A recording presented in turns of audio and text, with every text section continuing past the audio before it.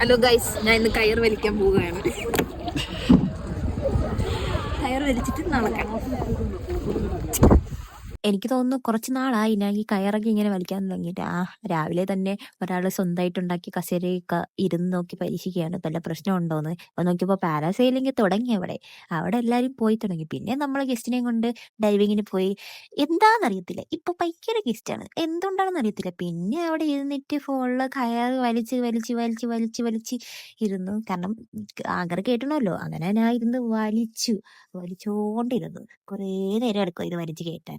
അതേനും രണ്ടാമത്തെ ഗസ്റ്റാണ് ഇവരെല്ലാരെയും നമ്മൾ ഡൈവേർട്ട് തിരിച്ചു കൊണ്ടുവന്നത്. അപ്പോഴാണ് ബോട്ടിന്റെ അടിഭാഗത്ത് പെയിന്റ് ഒക്കെ കളയുക. അപ്പൊ ഇവര് ബോട്ട് കയറ്റി വെച്ചിട്ട് പെയിന്റ് അടിക്കാനുള്ള പ്ലാനിലായിരുന്നു.